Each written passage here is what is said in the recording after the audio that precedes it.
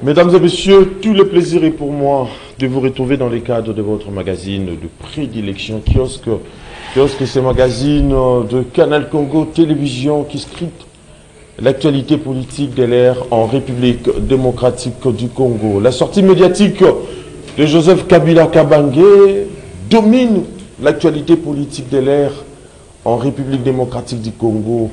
Au cours de cette émission, nous allons donc analyser d'une manière spécifique les différents points abordés par l'ancien président de la République, Joseph Kabila Kabange, sur la situation sécuritaire, politique et économique de la République démocratique du Congo. Mais également, nous allons aborder cette rencontre de membres de l'Union sacrée avec le président de la République, Félix Antoine Tshisekedi Tshilombo. Toutes ces questions avec d'autres considérations légitimes vont être analysées et abordées au cours de votre magazine avec nos invités sur ces plateaux. Pompon Joli, salut. Salut, salut cher Eddy, salut à mon co-débatteur. Très bien. Maître Eric, vous êtes les bienvenus sur Kiosque. Un réel plaisir de vous retrouver en ce début de semaine, même si on est mardi. Un grand bonjour à Pompon Joli et puis j'espère que nous aurons passé un bon moment de débat démocratique. Pompon Joli, je commence par vous. Dans une manœuvre aussi surprenante que regrettable, Joseph Kabila, autrefois surnommé les Taiseux, s'est récemment aventuré sur la scène médiatique avec une déclaration qui suscite aujourd'hui beaucoup d'encre et des salives. Faudra-t-il admettre que c'est une sortie réussie ou ratée? Raté. Raté parce que vous savez, il y a un adage Congo qui dit ce qui ngande bisio njombazo belandimine pour vendre à la. Et puis en français on dit la rimaire a au moins 40% d'une vérité. Je pense que Kabila, avec le temps, il a donné raison aux Congolais qui doutaient de sa nationalité. Qui doutaient de sa nationalité parce que vous savez, la notion de nationalité, c'est une notion historique, c'est une notion de sang. Et c'est comme un amour inconditionnel. C'est-à-dire que vous voyez, même chez nous au Congo, lorsqu'il y a une agression, lorsque ça barde, peu importe nos malentendus, on devient un pour dire... Là, vous remettez en question la nationalité de Joseph Kabila. Ce qu'il a dit, je ne dis pas qu'il n'est pas congolais. Oui. Je ne dis pas qu'il n'est pas congolais. Mais il y a eu, pendant qu'il gérait le Congo, les Congolais avaient une doute sur sa nationalité. N'est-ce pas? Non, on se posait des questions réellement. Kabila est congolais. Et il y a eu une agression. Il y a eu d'abord Bunagana, il y a eu M23 jusqu'à aujourd'hui. Tout le monde pensait Kabila faire une déclaration pour condamner. Vous savez, en France, on a connu une opposante farouche, Le Pen. Oui. À chaque fois qu'il y a une action publique de l'État de l'autre côté, Le Pen est toujours contre cette action publique. Mais quand on a giflé le président français, Le Pen a dit on peut tout accepter sauf ça, parce que le président incarne l'unité nationale. L'M23 réclame le sol. Ils se disent des Congolais, mais leur politique c'est pour orienter, et pour peut-être plutôt que quelqu'un dirais-je, les mots m'échappent, je suis où?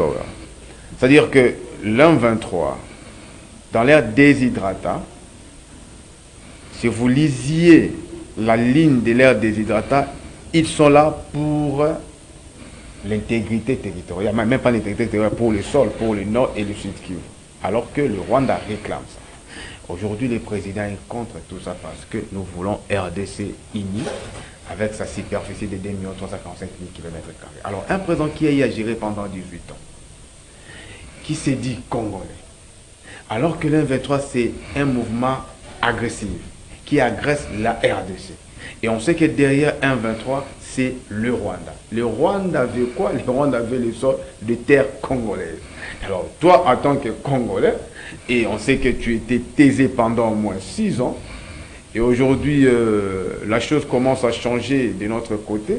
Tu sors pour dire tout ce qui il a dit dans sa sortie là. Donc, moi, quand je lis ça, je manquais de mots. Vous voyez, même aujourd'hui, quand vous m'avez posé la question, j'ai du mal à parler parce que ça dépasse mon entendement. Non, il n'est pas bien placé pour ça dépasse mon entendement. Critiquer non, c'est-à-dire que quelqu'un qui a eu à faire l'apologie du 23, quelqu'un qui a eu à gérer un pays, oui, pendant 18 ans.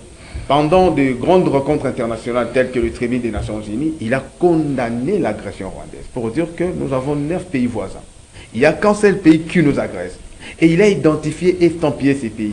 Aujourd'hui, il n'est plus aux affaires et il commence à légitimer les combats des M23. Ça laisse à désirer. C'est-à-dire qu'on s'est dit, parce que vous savez, en politique, il ne faut pas voir les déclarations des opérateurs politiques. Il faut aller au-delà de leurs déclarations. C'est-à-dire tout ce que Kabila nous disait pendant qu'il était au pouvoir, c'est comme si c'était des discours pour seulement essayer un peu de nous emballer dans ces jets-là. Donc, c'est vraiment quelque chose que moi, je dis mal à analyser. Si Kabila a réussi un conseil, le monsieur qui l'a conseillé, il a mal conseillé. Très bien. Il doit se rebiffer. Oui. C'est-à-dire que, vous savez, Mobutu, à un moment donné, il a donné une nationalité massive. Hein. Après, il y a eu une ordonnance unique. Donc, il peut se rebiffer même aujourd'hui pour faire une autre déclaration pour essayer un peu de contrer tout ce qu'il a eu à dire parce que ce n'est pas intéressant. Lui, il est Congolais, il a eu à gérer les Congos, il est un président, il fit un président. Et il est un président honoraire, il ne peut jamais légitimer un mouvement agresseur. Donc, moi, je pense que ce n'est pas intéressant. Très bien. Maître Rick, je reviens à vous. Joseph Kabila Kabangi, ancien président de la République démocratique du Congo, a eu à prendre la parole pour épingler un certain nombre de problèmes, notamment sur la situation politique, économique, sécuritaire du pays. Faudra-t-il admettre que, avec cette déclaration, il faut maintenant comprendre que les lignes ont bougé et que, par conséquent, le vrai chef du M23, qui hier s'est caché, ont décidé de se dévoiler aujourd'hui? Je ne sais pas si les vrais chefs de M23 se sont dévoilés. Moi, je n'ai pas lu... Mais quand il fait l'apologie... Non, il n'a pas fait l'apologie. Excusez-moi, il n'a pas fait l'apologie. Je répondrai à votre question en 2 temps. D'abord, j'aimerais revenir un peu sur les déclarations. La première question que vous avez posée à mon cher ami Pompon Joli, qui est très intelligent. Mais je n'ai pas senti le scientifique. Je sentis il était pris à même le corps par le sentiment. Il est vrai, à un moment, il peut aussi se laisser aller comme tout être humain, comme tout passionné de la politique, ou bien comme les membres de l'UDP. Ça a une forme de passion, de haine. Ou de... C'est normal, c'est humain. Mais la question primaire que vous lui avez posée, est-ce que la sortie médiatique de Joseph Kabila est une réussite? Oui, incontestablement. En tant que scientifique, il devrait savoir que cette déclaration n'a pas été faite sur une chaîne congolaise, ni sur un journal congolais, mais à partir de l'Afrique du Sud, en anglais. Mais c'est retentissant. C'est-à-dire qu'on en parle partout où il regarde, n'importe quel réseau social, on en parle. Même pour insulter, même pour critiquer. Mais on en parle. Et c'est ça la communication, une sortie médiatique, c'est à cela que ça sert. Maintenant, l'autre aspect de la question, est-ce que ça a été son but? Je répondrai, il y a 2 volets. Le premier, il a répondu d'emblée, à la main tendue une fois encore par Félix-Antoine Tshisekedi. Après, imaginons que même cette communication a voilé la rencontre de Félix Tshisekedi et sa majorité. Comment ça? On n'en parlait pas. On n'en a quasiment pas parlé. Non, on n'en a quasiment pas parlé. C'est passé en second plan. La rencontre de la majorité, des députés de la majorité avec leur chef, ce qu'on a retenu, c'est que Kamere n'était pas là. Le président de la FDC n'était pas là. Il s'est expliqué par rapport... Oui, mais cela dit, c'est pas important. Son absence. Ça dit, c'est pas important. Oui. C'est pas important. Alors que là, si on reprend la rhétorique de ceux qui sont au pouvoir, oui, c'est le moment, c'est la guerre, il faut tout le monde derrière, mais au moment où le chef, votre chef de la majorité, vous rassemble pour définir une politique, une commune, vous n'êtes pas là. C'est quand même suspect, mais cela, ça leur regarde, c'est leur famille politique. Donc ça a voilé, la communication de Kabila a voilé cela. Deuxième aspect... Là, sur le plan forme, en fait. Oui. Et sur deuxième aspect, la communication ne s'est pas adressée aux Congolais. C'est ça qu'il devrait avoir remarqué Pompon Joli. La communication s'est adressée à qui? En tant qu'analyste, vous devrez comprendre, aux partenaires internationaux, à la communauté internationale, aux chefs d'État africains qui sont partis pris dans cette guerre. Pour ou contre le Rwanda, d'ailleurs. Pour ou contre, parce que c'est ça qui s'affronte. Oui. Pas forcément pour ou contre le Rwanda. D'ailleurs, je ne devrais pas le dire dans ces termes-là, puisque les AC ont leur propre agenda, qui autant Ouganda est impliqué que le Rwanda. Mais de l'autre côté, il y a la SADC également qui a son propre agenda, qui est du côté de la République démocratique du Congo. Donc la communication leur est adressée. Et l'un des aspects de cette communication, c'est quoi que vous fassiez, vous ne mettrez pas autour de la table Félix-Antoine Tshisekedi et moi. Pourquoi? Parce que c'est quelqu'un qui a brisé ce parti républicain que nous avions établi. C'est quelqu'un qui, par les intimidations, arrestations, là je cite, hein, arbitraires, exécutions sommaires, extrajudiciaires, ainsi que l'exil forcé des politiciens, journalistes et leaders de prison. Est-ce que Kabila est mieux placé pour parler de tout ça? Il est mieux placé. Si il n'est pas le mieux placé, alors nous ne savons rien. Si lui, il n'est pas le mieux placé en tant qu'ancien président de la République, qui a su gérer ces pays pendant 18 ans. Pendant 18 ans, c'est-à-dire respecter tout ce qu'il a évoqué. Attendez. Si vous voulez mettre la passion, ça vous regarde. Moi, en tant qu'analyste, j'analyse la passion. Parce que si vous dites que c'est lui qui a rompu, on a vécu dans ces pays. Vous dites que c'est lui qui a rompu les actions de Kabila en tant que président de la République. Nous ne sommes pas en train de parler des actions de Kabila. On n'est plus sous l'heure de Kabila depuis près de 7 ans, mon cher ami. Mais s'il faut faire non, c'est-à-dire que non, il n'y a pas de parallélisme à faire. On ne peut pas faire le parallélisme. Oui. Le temps passé, c'est le temps passé. Vous n'allez pas juger vos pères de s'être conduits de la manière dont c'était produit parce que c'était d'autres temps, d'autres mœurs. Dire que la politique est une projection. Vous avez posé la question s'il est le mieux adapté. Je dis oui. Si vous dites que c'est lui qui a rompu le pacte républicain, si vous dites que c'est lui qui a rompu le pacte républicain qui s'est établi avec Félix-Antoine Tshisekedi, c'est que vous avez volontairement élagué de votre mémoire tout ce qui s'est passé. La trahison n'est pas venue du côté de FCC. Les différentes accords niés par le pouvoir, ce n'est pas venu du côté du pouvoir. Au-delà de cela, oui. Qui encore, lors de la fin des premiers quinquennats, disait regretter son alliance avec le FCC. C'est lui qui a rompu, c'est celui qui est regretté. Donc ce n'est pas Félix, ce n'est pas Joseph Kabila qui est à l'origine de ce climat nauséabond. Ce n'est pas Joseph Kabila qui avait reçu le M23 ici à Kinshasa. Non, il faudra repasser les choses à leur contexte. Et si aujourd'hui, nous, en tant que Congolais, nous sommes ici, nous devons juger quelqu'un, c'est celui dont le Congolais juge comptable par rapport à son mandat. On juge un mandat. Dans votre mandat, durant votre mandat, qu'est-ce que vous nous avez apporté? Au-delà du chômage, au-delà des promesses, au-delà. Aujourd'hui, il y a une insécurité persistante. La moitié du pays n'est pas là. Quand nous vous disions qu'effectivement, concentrons-nous sur l'essentiel, la libération du pays quand vous étiez à Massissi Bunagana, vous avez dit non, ça va, ils peuvent rester là-bas, vous savez, ceux-là, lisez sur mes lèvres, faites ci, escarmouche. Vous avez parlé. Mais ils étaient déjà en République démocratique du Congo. Alors que non. Joseph Kabila est le mieux placé et, à plus forte raison, le plus crédible. Et lorsque c'est une situation héritée, de quelque part... Mais on a hérité... Félix Tshisekedi a hérité de quoi? La guerre. M23 était là, était en guerre quand Félix Tshisekedi a pris le pouvoir. Mais vous n'étiez pas là ou quoi? Non, il n'y a pas eu un semblant de Camille, il y a une défaite après la déclaration de Nairobi. Depuis 2013, on parle de 2013, on est en 2024-25, mon cher ami.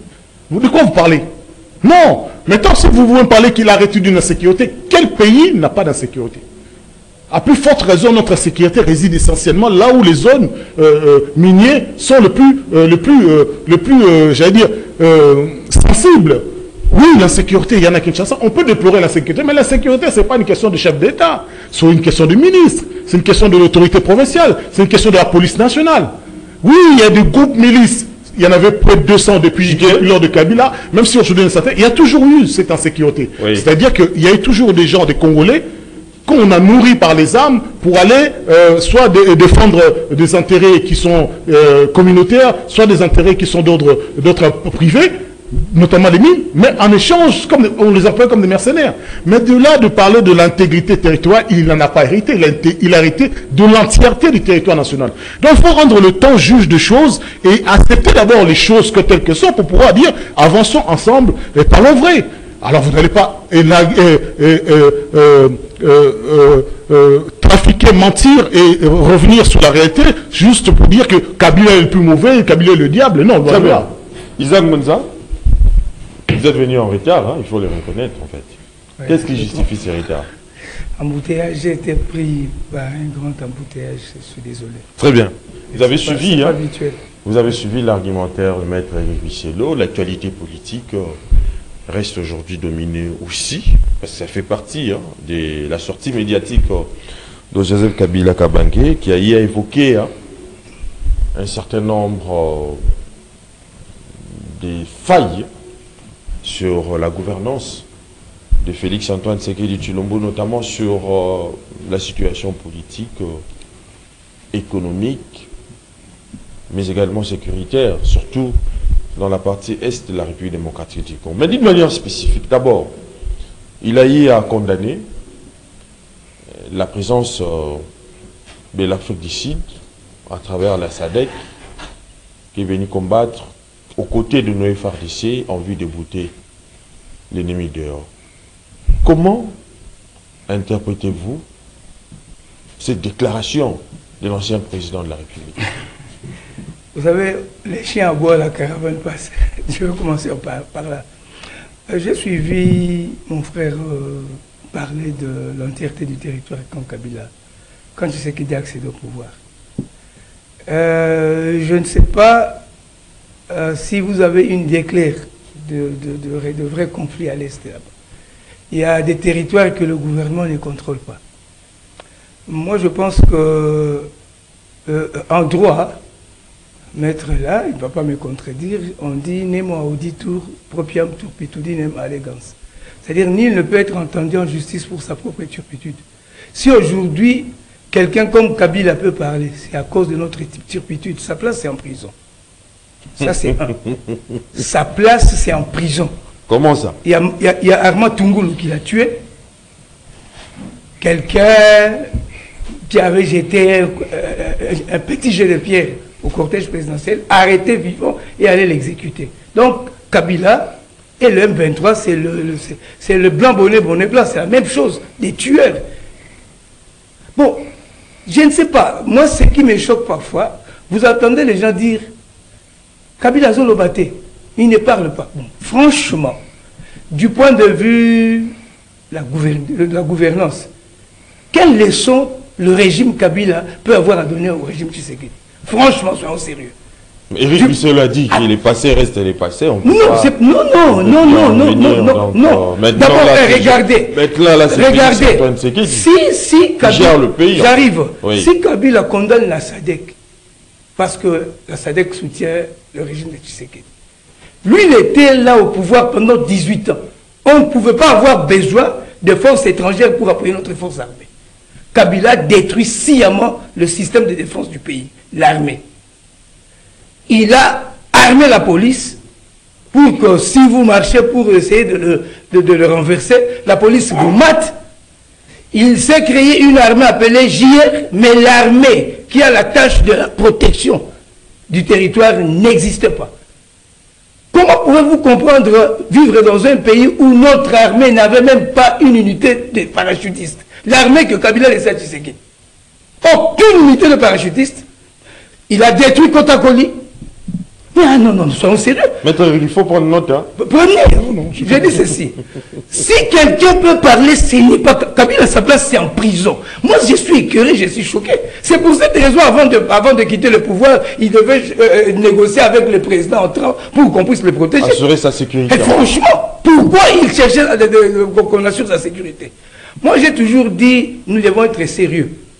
Je peux ne pas aimer Tshisekedi, je peux ne pas aimer Kabila, mais surtout quand on est dans des plateaux comme celui-ci, les gens nous observent, les gens nous regardent. Vous ne pouvez pas dire que Kabila et Tshisekedi a hérité l'entièreté du pays. Si. Vous avez déjà été à Waligale. Attendez. Qui sont à Waligale? Des groupes armés. Le vrai problème, c'est quoi? Quand les M23 étaient défaits en 2013, là. Oui. Kagame a reçu l'ordre de ses bourreaux de retirer ses troupes, d'aller se réfugier à Bunagana. Mais le vrai problème, c'est à quel prix? Qui peut expliquer, comment expliquer que Tshisekedi arrive au pouvoir, la situation s'aggrave? Là, je vais vous dire pourquoi. Pourquoi? Tshisekedi a trouvé le pays comme l'éléphant tombait, tout le monde est en train de couper. La déclaration que Tshisekedi a faite à Beni en 2019, pendant les 18 ans de règne de Kabila, je n'ai jamais entendu une déclaration pareille. Kabila, pendant 18 ans, on tue, on pille. Vous l'avez entendu dire, trop c'est trop, cette guerre doit s'arrêter. Mais c'était la première action de Tshisekedi quand il a accédé au pouvoir en 2019. Il prête serment au mois de janvier, le 24. Au mois de mai-juin, il réalise une visite à l'Est, là où il a été élu pour remercier ses électeurs. C'est la déclaration que Tshisekedi a faite à Beni qui lui a attiré tous ces amis qu'on a aujourd'hui. Tshisekedi a dit ceci, j'arrive. Tshisekedi a dit, trop, c'est trop. Peut-être vous ne comprenez pas, vous n'avez aucune idée des enjeux de la guerre de l'Est. Vous parlez de guerre des minéraux, vous avez parlé de l'intelligence. Attendez, j'arrive. Vous n'avez pas l'intelligence qui, certaines opinions estiment que tout ce qui se passe, Tshisekedi n'a pas pu respecter les accords. On parle du respect des accords, moi je te dis que ce n'est pas ça le problème. Le problème c'est quoi? Si Tshisekedi arrive, il trouve le pillage du pays. Cette guerre-là à l'Est. Il dit, trop, c'est trop. Cette guerre doit s'arrêter. Même s'il faut laisser ma peau pour que la paix revienne, je le ferai. Et dit, moi j'ai été à l'Est plusieurs fois, de 2005 jusqu'en 2018. J'ai une idée claire de la guerre là-bas. Si aujourd'hui un président de la République arrive à mettre fin à la guerre de l'Est, c'est un héros éternel. Oui. À l'Est, on n'aura même plus besoin de choisir une autre personne. Il peut modifier la Constitution, il peut rester. On n'a même pas besoin du tout. Parce que nous sommes en paix ici. Les gens de l'Est, ils sont aussi des Congolais, ils méritent aussi de vivre comme nous autres ici. Si c'est qu'il dit, trop c'est trop, cette guerre doit s'arrêter. Même s'il faut laisser ma peau pour que la paix revienne, je le ferai. Vous savez, un homme politique, on ne le juge pas sur base de simples déclarations. Mais on juge un homme politique sur base des actes qu'il pose. Très bien. Si c'est qu'il a posé des actes qui ont fait peur aux personnes qui ont placé la guerre là-bas. Le premier acte, à part la déclaration, si c'est qu'il a décrété état de siège, il remplace l'administration civile, l'administration militaire. On dit, ah, donc ces messieurs veulent mettre fin à la guerre. Le problème qu'on a aujourd'hui, parce que Tshisekedi ne veut plus que les gens continuent à mourir. Les gens qui vivent de la guerre. Les gens qui pillent le minerai et tout là. Bon, dites-moi, il arrive au pouvoir, il appelle Kagame. Bon, pour quelle raison vous tuez les gens ici? Si vous avez besoin de minerais, d'accord, vous avez un carnet d'adresses, amenez des acheteurs, on vend, on a l'argent, nous développons la région. Est-ce que c'était une mauvaise chose? Qui va expliquer pour quelle raison Kagame a rencontré? La vérité, c'est que les avantages qu'ils avaient, avec Tshisekedi, il a dit non. Regardez, je vais citer, oui. Je vais citer en disant ceci. Si la situation est telle qu'aujourd'hui, c'est Kabila. Pendant 18 ans, il a échoué à doter le pays d'une armée.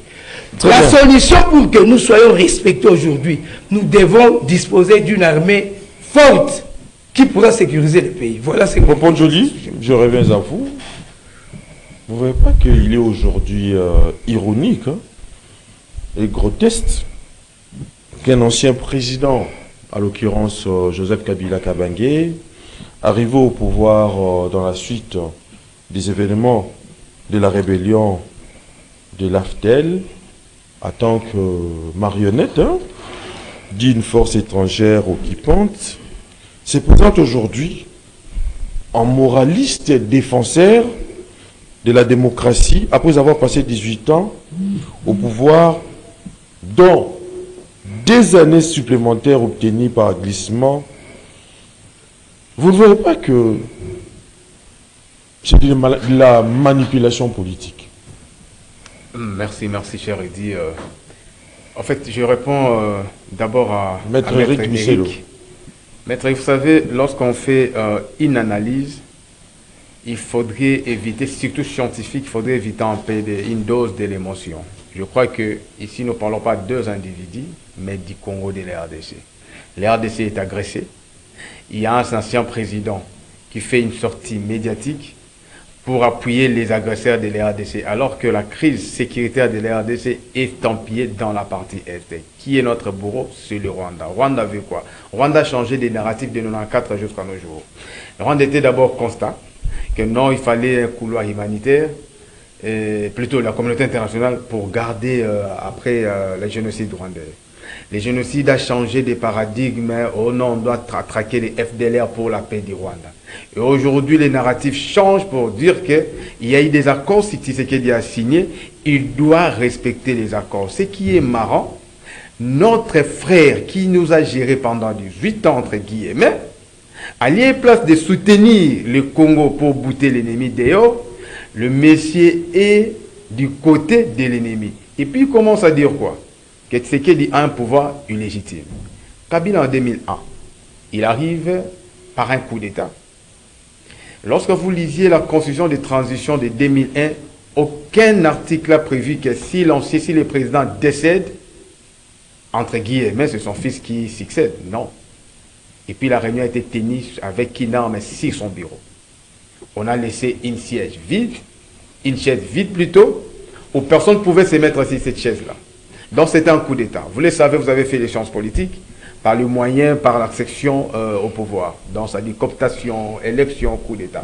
Kabila, je ne sais pas c'était quel article de la transition qui avait prévu que Kabila soit président. Nous sommes en 2006, la première élection par le CI. La loi électorale n'a pas prévu de publier les élections dans un char de combat. On a publié les élections dans un char de combat. Et il y a une radio Rome qui a donné des résultats autres que la CI. En 2011, avec Papa Etienne Tshisekedi, nous avons connu des institutions présidents, cité Palais de la Nation et la 10e rue pendant au moins un mois. Mais avec Félix Tshisekedi, on en a connu. C'est-à-dire que Martin Fayoulou qui a eu prêté serment, mais également Félix Antoine Tshisekedi. Kabila n'est pas mieux placé de mettre en cause la légitimité de l'actuel président parce que lui-même, pendant 2 fois, il n'a pas été légitime. Là, c'est clair. Parce qu'il y a eu des missions d'observation avec des rapports clairs et nets. Votre question, c'était quoi? C'était par rapport à Joseph Kabila, qui a su gérer le pays pendant au moins 18 ans, mais aujourd'hui, il donne des leçons, alors qu'il n'a pas pu résoudre certains problèmes. La sortie, Kabila, c'est d'abord quelqu'un qui est aisé. Alors, s'il faudrait décrypter son silence, moi, je pense que son silence est bien calculé, c'est vraiment fait à dessein. C'est quelqu'un qui parle. Lorsque vous êtes dans sa zone de confort, il parle, il est bavard. Mais s'il est avec des Congolais, des Kinois, il ne parle pas. Vous savez, vous gérez un pays où nous savons que la langue véhiculaire de ces pays, c'est les Lingala. Le siège des institutions, c'est Kinshasa. Kinshasa, la langue parlée, c'est Lingala. Vous avez vécu pendant 18 ans, vous avez parlé les Lingala qu'une seule fois, même pas parlé un seul mot. Où la population a posé la question pendant la propagande, et vous avez répondu à la population. C'est-à-dire que lorsque vous gérez par haine, voilà le résultat. Ici, nous décryptons RDC. Mettons un peu de côté nos égos, nos sentiments. Moi, je crois que je serais mal à l'aise de condamner ou d'appuyer quelqu'un qui appuie nos agresseurs. Vous savez l'histoire des Grands Lacs. L'histoire des Grands Lacs date de très très longtemps. Ça date des conférences de Berlin. Si aujourd'hui, Tshisekedi vient de changer ses narratifs, il faudrait éviter des émotions. Kabila parle des changements de la Constitution. Il est contre les changements de la Constitution, alors que lui, il a changé la Constitution. Il n'a même pas modifié, il a changé la Constitution. Oh. Parce que Kabila a révisé la Constitution. Kabila n'a pas changé la Constitution. Non, plutôt, il a touché les articles verrouillés de la Constitution. Parce que dans la Constitution, il y a des articles qui parlent du durée du mandat. Kabila fait 7 ans, alors qu'on a un mandat de 5 ans. Il a changé la Constitution? La Constitution parle du durée de 5 ans. Voilà. Kabila devrait faire 5 ans. Est-ce qu'il a touché la Constitution? Il a touché la durée du mandat. Non, il n'a pas touché, la Constitution n'a pas changé. Mais il a modifié cette Constitution, n'est-ce pas? Oh. Il n'a pas modifié. À quel moment ça fait 55 ans? Il a modifié la Constitution. Et Tshisekedi, dans ses discours, il n'a jamais dit « je changerai la Constitution, mais je vais modifier la Constitution ». Il a parlé de la modification. Tshisekedi? Oui, il n'a pas dit de changement. Tshisekedi n'a pas parlé de changement. Non. C'est plutôt le mot changement qu'il a parlé. Tshisekedi n'a pas parlé, il a parlé de la modification et de la... Non, attendez. attendez, c'était d'abord à Kisangani, sa première sortie. Oui. Il a dit, moi, je vous propose un changement et une modification parce que. Tshisekedi n'a pas utilisé le mot changement. Il a laissé la balle à la population en tant que souverain primaire de voir dans quelle possible mesure elle de proposer les changements. Lui, il a laissé la balle à la population. Il n'a pas dit, moi je suis ici pour changer la constitution. Mais tandis que Kabila, pendant son règne, il a modifié la constitution en touchant l'article qui parle du direct, qui parle de l'intangibilité de certains articles. Donc voilà un peu, il n'est pas là pour donner des leçons. Moi je crois que Kabila, si il était enfin politique comme on le prétend, il devrait s'aligner derrière l'actuel président pour dire à l'M23, voilà, moi j'ai à gérer, je connais vos déshydratants, ce n'est pas intéressant de demander tout ce que vous demandez en tant que pays souverain. Nous sommes un pays souverain, vous ne pouvez pas nous demander. Très bien. N'est-ce pas? Ce que l'M23 fait, c'est illégal et Kabila pouvait quand même s'arranger derrière la RDC et non derrière les agresseurs. Maître Eric, je reviens à vous. Joseph Kabila a qualifié le régime de Tshisekedi d'un régime tyrannique. Face à cet état des choses, s'il faut avoir l'essence à l'histoire, n'oubliez pas l'épisode sombre de 2006 où il a eu à déployer sans vergogne des chars au cœur de la capitale pour affronter son rival politique qui était Jean-Pierre Bemba à cette époque, après les élections de 2006. Faudra-t-il admettre que Joseph Kabila Kabange a raté l'occasion de se taire? Je crois que d'emblée, je te réponds, parce que c'est mes chers amis qui parlent véritablement dans une forme de frénésie passionnée. Parce que Pompon Joli veut refaire l'histoire à sa sauce avec un pistolet posé, plein de choses. Je sais qu'il n'a pas dit ça. Alors que le WhatsApp, aujourd'hui, le YouTube lui donne même le discours de Tshisekedi en direct. Mais il le renie. Parce que la passion veut qu'il soit du bon côté de l'histoire, selon lui. Mais c'est là qu'il pire encore. Oui. C'est que Pompon s'est perdu dans une forme de litanie, alors que la question qui lui a été posée, elle est purement scientifique. Est-ce que la sortie médiatique est réussie? Et il ne veut pas qu'on réponde lui, parce que lui, il dit non, c'est le Congo contre le monde entier. Donc on ne peut pas être véritablement objectif. Mais soyez des passionnés, mes chers amis, calmez-vous. Calmez-vous, vous pouvez ne pas aimer Kabila, vous pouvez le haïr comme vous voulez, c'est votre droit. Mais scientifiquement, vous n'allez pas mettre un mensonge dans ma bouche parce que cela vous déplaît. Soyez serein là-dessus. Soyez serein. Et moi, je suis désolé que quand on est intelligent, et qu'aujourd'hui, on a un président qui a 2 mandats, vous ne soyez pas capable de juger sur les actes, vous êtes en train de dire, il y a 18 ans, il y a 20 ans, mais c'est quoi cette folie? Et la question de se poser, quand vous posez la question avec pertinence, est-ce que nous basculons vers une tyrannie? Est-ce que nous basculons vers une forme de dictature? D'emblée, selon les critères objectifs, oui. D'emblée. Mettons, la réponse de mes amis, ça va être oui, mais en 2006, bah comme vous d'ailleurs, vous faites un parallèle. Mais le Congolais n'a pas besoin de parallèle. Oh. Le Congolais a besoin d'un progrès social. Le Congolais a besoin d'une démocratie. Si nous avions, si eux-mêmes, d'ailleurs, c'est ça qui est fou. Vous n'êtes même pas de l'UDPS, c'est pas vous qui avez hérité du pouvoir. Mais l'UDPS, quand je dis vous n'êtes pas, c'est-à-dire vous pouvez avoir la carte de membre, encore qu'il faudrait que vous ayez des cartes de membre. Mais encore que, je dis que vos leaders, ils ont reconnu, ils ont sanctifié Kabila. Ils l'ont sanctifié après qu'on leur a donné le pouvoir. De vos leaders, vous faites... Kabila les a sanctifiés. Tshisekedi l'a sanctifié. Mais on peut pas parler de la politique congolaise sans passer outre Joseph Kabila Kabange qui a su gérer le pays pendant 18 ans. C'est pertinent. Maintenant, la question est quoi? Vous voulez faire la comparaison entre la gestion de temps de Kabila ou la gestion actuelle? Je vous ai dit que vous ne pouvez pas comparer.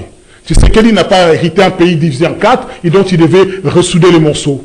Le Tshisekedi n'a pas hérité d'un pays qui n'avait pas de constitution assise et que les armes ont cessé. Oui, on a déclaré les résultats dans un char. Oui, l'élection, la CENI n'avait pas prévu ça. Mais vous dites qu'aujourd'hui, la CENI avait prévu de faire une élection sur 7 jours.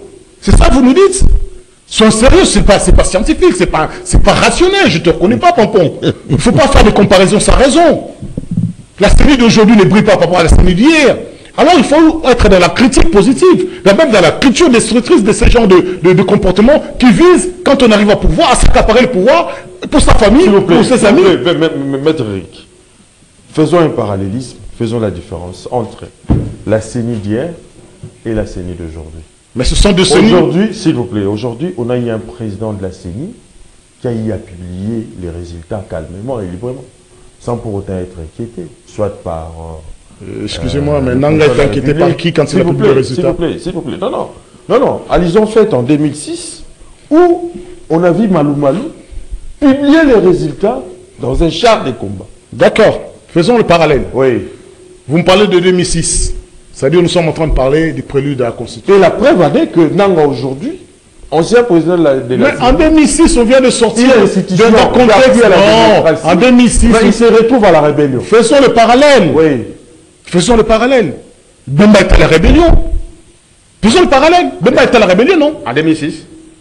Avant d'arriver au pouvoir, de venir, de déposer les armes. Le parallèle est là. Moi, je fais le parallèle entre le temps. Je vais y arriver. Je vais y arriver. En y étant, et même en 2006, en y étant, qui avait sa propre garde. Il n'avait pas sa propre garde militaire. Il n'avait pas sa propre garde militaire. Quand vous dites de faire, de diffuser les élections, les résultats des élections à travers le char de combat, c'est pourquoi? C'est pourquoi? C'est pas pour une question de sécurité. Mais est-ce qu'on doit l'accepter? Non. Maître Rick, ne cherchez pas à ouvrir une boîte à Pandore. Mais c'est vous qui cherchez à ouvrir votre culture, il veut faire le parallèle. Ouvrons carrément la bête. Bemba, il faut désosser la bête. Bemba a donné des raisons fondamentales et évidentes qui lui a poussé à faire la guerre. Mais c'est par rapport. Non, mais vous le trouvez fondamental et évident, s'il vous plaît. C'est vous. Maintenant, il y en a certains qui trouvent également auprès de Nanga des raisons fondamentales évidentes. Vous n'avez pas le monopole de la vérité. Vous ne pouvez pas être d'accord. Il n'y a aucune raison. Selon vous, selon Kinshasa. Mais soyez-moi, ceux qui l'ont rejoint, ils ont trouvé des raisons fondamentales. Demain, s'ils gagnaient la guerre, prenons exemple, il y a un journaliste qui viendrait se mettre là, il dirait comme vous. Non, l'autre, il n'avait pas trouvé de raisons fondamentales, j'en ai trouvé les raisons fondamentales. Mais arrêtez, soyez sérieux. Arrêtez de sanctifier ceux qui ont pris les armes. Ils ont pris les armes. Ils ont pris les armes. C'est une vérité historique. Pourquoi voulez-vous nier? En 2006... Joseph Kabila aussi a pris les armes. Effectivement. Mais l'histoire, on ne va pas les régler. On doit pérenniser ces systèmes. Mais non, c'est ça que vous ne comprenez pas. C'est ça qu'il faut accepter. Si vous n'arrivez déjà pas à voir l'évidence. Alors que le pays a opté pour des voies démocratiques pour accéder au pouvoir, Maître Rick. Ah bon? Oui. Par quel moyen? Les élections. Ah, les élections. D'accord. Vous avez assisté à ces élections? Vous étiez là? Oui. Ah d'accord, vous contextez que dans le contexte actuel, avec les lois qui existent, on pouvait organiser l'élection alors qu'une partie du territoire est occupée. C'est ça que vous contestez. Et vous dites que c'est normal. Vous dites que c'est normal qu'au regard de la loi électorale, que nous aurons une élection sur 7 jours. Vous dites que c'est normal, la manière dont les choses sont procédées. Et même qu'on sanctionne et que les machines se sont trouvées dans les maisons des députés. Ou qu'on sanctionne même ceux qui avaient triché. C'est pas moi qui le dis. Ce sont les aléas, mais quand même. Ce n'est pas un aléa. Attendez, la démocratie ne souffre pas de ça. Non. N'essayez pas de justifier l'injustifiable. Un aléa qui change le visage de la République. Un aléa qui envoie des gens en prison. Arrêtez de parler de l'aléa, c'est la vie de la République démocratique du Congo dont il s'agit. Quand il y a un mal, il faut savoir dire c'est le mal. Pourquoi est-ce que le président de la CENI est sorti des médias dire c'est le mal et vous dites c'est un aléa? En vertu de quoi vous direz que c'est un aléa?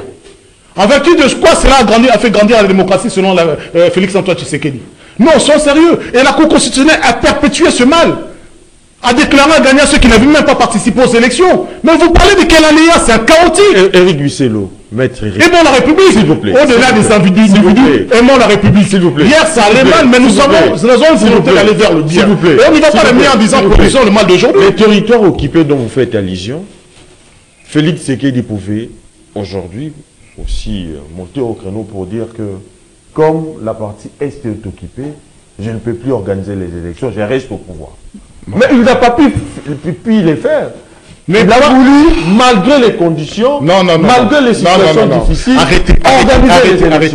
Les élections ne sont pas faites pour le chef de l'État. C'est l'occasion pour les Congolais de s'exprimer, de choisir un destin commun avec un homme. Mais Donc vous dites que ces Congolais-là, eux, ils pouvaient s'asseoir parce que Félix Tshisekedi disait non, ça va. Non, la question ne se pose pas par rapport à Félix Antoine Tshisekedi. Si les moyens ne sont pas réunis, les moyens, c'est la loi qui les définit. C'est pas un président, c'est la loi. C'est la loi. Si les moyens ne sont pas réunis, n'organisez pas les élections. Il a parfaitement la légitimité pour cela. Si les moyens ne sont pas venus, vous n'allez pas dire que le chef d'État est au-dessus de la loi. Nullement. Pas plus tard que la loi relative aux instances présidentielles publiques le rappelle. Chez Félix Antoine Tshisekedi, comme Joseph Kabila, ne sont pas dessus de la Constitution. Vous savez que moi, en 2016, j'ai critiqué la décision de Kabila après l'accord de l'ONU pour se donner 2 ans. C'est anticonstitutionnel. La première personne à dire que Félix Tshisekedi a l'intention de s'éterniser au pouvoir. Parce qu'il n'a pas pu organiser les élections. Mais attendez, je ne sais pas, moi je suis légaliste, je suis juriste. Oui. Moi je vous parle sous le soubassement de la loi, pas des tempéraments des individus. C'est ce qu'elle dit la loi. Lorsqu'une personne... Mais il y a des situations politiques aussi qui dominent. C'est ça le problème dans ce pays. C'est que vous pensez que la loi et la politique a une prédominance sur la loi, sur la Constitution. Non. Je vais vous donner un exemple. Moi, il n'y a pas de certains. Non. C'est quoi la politique? C'est quoi le soubassement juridique de la politique? Est-ce que les Congolais votent la politique ou votent la Constitution? C'est une loi, la Constitution, la loi fondamentale. Je vais vous donner un exemple. Pour des raisons qui lui sont propres, le président français Emmanuel Macron a voulu inviter le président de Telegram parce qu'ils avaient des collaborations propres. Qu'est-ce qui s'est passé? La justice lui a dit non, on va l'arrêter. Parce qu'il a violé telle disposition, telle disposition, telle disposition. Qu'est-ce que vous voulez que la politique fasse? Non. Lorsqu'il s'agit des raisons impérieuses relatives à la sûreté de l'État, mais c'est prévu par les lois. C'est sérieux, c'est prévu par les lois. La question n'est pas de donner l'un ou l'autre. Si on rentre effectivement dans la gestion chaotique de ces 7 dernières années, venez pas nous dire que tout va bien. Très bien. Isaac Mwenza. Le Rwanda, dirigé aujourd'hui par le président Paul Kagame, accusé aujourd'hui de tuer nos jeunes, de massacrer nos populations, de violer nos femmes, mais également de piller nos ressources minérales, je dirais même naturelles. Mais vous ne voyez pas que, avec cette impunité apparente, la sortie médiatique du président, de l'ancien président Joseph Kabila a fait dévoiler une affligeante complicité avec le Rwanda. Exactement, mais avant d'aborder ça, je voudrais rappeler à Maître Éric Bisselo, qui est juriste. En droit, on dit la politique influe sur le droit. Ce n'est pas le droit qui le dit.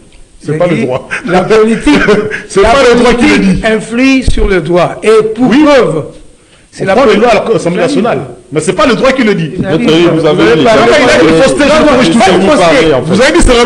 c'est le droit. J'ai dit en droit. Ceux qui étudient j'ai étudié les sciences. Moi aussi, droit sciences politiques. On ne le dit pas. Moi aussi, j'ai eu à passer quelques années en droit. En droit, on nous a dit que la politique influe sur le droit. Et je comprends pourquoi Kabila pouvait baisser l'âge minimal pour être candidat président de la République. À travers une loi. De 40 à 30 ans. Non, non, non. La loi, depuis 1960, la loi fondamentale belge avait estimé que pour diriger un grand pays comme la RDC, le président doit être au moins mature. Il doit avoir une certaine expérience professionnelle. On a estimé l'âge à 40 ans. Mais on a pris une loi ou pas? J'arrive. Là, c'est la loi fondamentale. La constitution de Louloabourg, même chose, 40 ans. Mais c'est la loi. J'arrive, exactement. Oui. Et la constitution de Mobutu, 60 ans, et 40 ans. Quand Kabila réunit les constituants pour élaborer cette constitution, lui, il avait 35 ans. Mais c'est une loi ou pas? Non, non, non. J'ai dit ceci. Si on devait respecter le droit ou la loi, l'âge devait toujours demeurer 40 ans. Non. Mais on l'a mis à 30 ans. Pas parce que les enfants de 30 ans aujourd'hui sont intelligents. C'est parce que... Si. Non, non. Si, si. Mon frère, on est tous... Sociologiquement comparé, si. Maître Éric, vous avez parlé, je me suis tué. Mais non. Je veux aussi que vous puissiez nous écouter aussi de la même manière que nous, vous avions Sociologiquement, les gens sont plus intelligents qu'il y a 2000 siècles. Je suis en train de vous montrer certains faits réels. Si on devait tenir au droit, Kabila ne pouvait pas être candidat en 2006 parce qu'il avait moins de 40 ans. On n'a pas baissé l'âge à 30 ans parce qu'aujourd'hui, il y a des garçons de 30 ans qui sont intelligents. Même les gens qui nous suivent, ils savent qu'on a baissé la loi pour que ça soit à sa taille. Là, c'est un fait. De deux, maintenant, je vais entamer la question. Aujourd'hui, quelqu'un qui parle un langage contraire à la volonté populaire, c'est un Rwandais. Parce que je ne peux pas comprendre qu'aujourd'hui... Donc Kabila, c'est un Rwandais. Je dis ceci. Oui. Quelqu'un qui s'oppose à la non-négociation avec le Rwanda, il doit être un Rwandais. Parce que regardez, ils ont le même langage. Hein. Suivez même les Rwandais. Ils disent, cette guerre ne peut pas s'arrêter par la force, par la voie militaire. Là, vous entendrez ça, tout le monde qui est derrière Kagame. On dit négocier. Moi, je dis, comment pouvez-vous négocier avec quelqu'un qui a tué votre père, votre mère, vos frères et tout là? Vous allez négocier quoi avec lui? Si aujourd'hui, quelqu'un soulève le problème des négociations, c'est un Rwandais. Félix l'avait fait. Fait quoi? Il avait dédouané tout ça là, il a ramené le Paul Kagame ici. Il avait participé. Donc la guerre avait fini. Paul Kagame n'avait pas tué les Congolais. Eric, il n'y avait pas des millions de Congolais morts. Ceci. Quand vous parlez, regardez, quand vous parlez, moi j'ai toujours dit, c'est ça la grandeur. Quand vous parlez, on s'était. Quand c'est notre temps, nous exposons notre temps. Vous allez aussi parler. J'ai dit ceci. Moi, je pense que on ne peut même pas comparer le régime Kabila avec le régime Tshisekedi. Merci. Là, je suis d'accord avec toi. Monsengo, personnellement, il a déclaré ceci avant sa mort. Il a dit, il est temps pour que cette classe politique de médiocre dégage. Ça, c'est le vocable approprié pour... identifier les kabylistes médiocres. Nous, quand on allait à l'école à l'époque de Mobutu, moi j'ai étudié chez les prêtres, vous pouvez être intelligent. Vous avez eu 85% à l'école. Il suffit seulement que sur votre case de conduite, qu'on écrive seulement M médiocre. On ne peut pas vous prendre dans une école sérieuse ou école de prêtres. Vous êtes considéré comme une orange pourrie. La vérité aujourd'hui, c'est quoi? Joseph Kabila devait en principe se taire. Parce que quand vous dites qu'il a laissé le pays entier, à quel prix? Ça, c'est ça le problème. Et quand on dit aller négocier, donc Kabila veut amener Tshisekedi. Kabila a vécu la même chose en 2007. Après les élections de 2006, toujours la lignée des Rwandais du RCD. Laurent Kunda a surgi pour dire SNDP. Au lieu de le combattre, de le chasser, Kabila négocié avec eux. Mais ça s'est mis en 23. On prend tous les militaires qui étaient venus du Rwanda, qui ont soutenu Kunda, on les a déversés dans les forces armées. Là, nous sommes en 2007. Là, nous sommes en 2007. Oui. En 2012, avec le M23, toujours même lignée des Tutsis là. Et Kabila aujourd'hui doit défendre les Tutsis. On n'a pas besoin d'aller à l'université pour comprendre que c'est un Rwandais ou il a toujours été là pour des intérêts du Rwanda. Parce que la vérité c'est quoi? Oui, aujourd'hui, quand les gens soutiennent qu'on aille au dialogue avec les M23, ça va aboutir à quoi? D'abord, c'est plus de 500 militaires qui ont pillé, tué, selon les accords que Kabila a signés. On les incorpore dans les forces armées. C'est ce qui ne va plus jamais arriver. Parce que quand on demande qu'on aille au dialogue, pour aboutir à quoi? Qui demande d'aller au dialogue? Mais les Rwandais, non? Ah, oui. Les Rwandais. C'est-à-dire, un Congolais qui dit qu'on négocie avec... Je dis ceci. Qui a dit ça? Quand Kabila, il déclare qu'il faut dialoguer. Et le problème de M23, c'est un problème congolais. Là, il veut nous prendre comme des imbéciles, non? M23 ne sont pas des Congolais. Ne sont pas des Congolais. Je vais jeter en disant ceci. Hein. Oui. Vous avez aujourd'hui, il n'y a qu'un moyen de tester un Congolais et un Rwandais. Quelqu'un qui soutient, que ce soit les prêtres, quelqu'un qui soutient un dialogue pour aboutir à la paix, c'est un Rwandais. Très bien. Moi, je pense que l'unique façon de sécuriser notre pays, c'est de les combattre militairement et de sécuriser une fois pour toutes notre pays en dotant le pays d'une nouvelle armée. Pas respecter que Kabila a occasionné des problèmes. Joseph Kabila persiste aujourd'hui dans sa danse macabre d'allégeance. Les Congolais continuent de payer les prix forts, enfermés dans une spirale infernale de violence, mais également de l'exploitation à travers nos minéraux dans la partie est de la République démocratique du Congo. À travers cette sortie publique, faudra-t-il admettre que c'est un Joseph Kabila démasqué qui nous est apparu. Il n'est pas seulement celui qui se tue dans les moments essentiels, dans les moments importants, où on a eu à avoir besoin de lui pour s'exprimer, mais c'est lui au moins qui encourage aujourd'hui et orchestre des trahisons macabres en République démocratique du Congo, surtout dans sa partie est. Vous savez, la Bible, c'est le meilleur document, je crois. Je crois que tous les livres scientifiques tirent leur source dans la Bible. Il y a une sagesse de Salomon. Ça, c'est vraiment la réponse de sagesse de Salomon par rapport à tout ce qui se passe ici au Congo. Il y a des mamans qui se disent que c'est un enfant.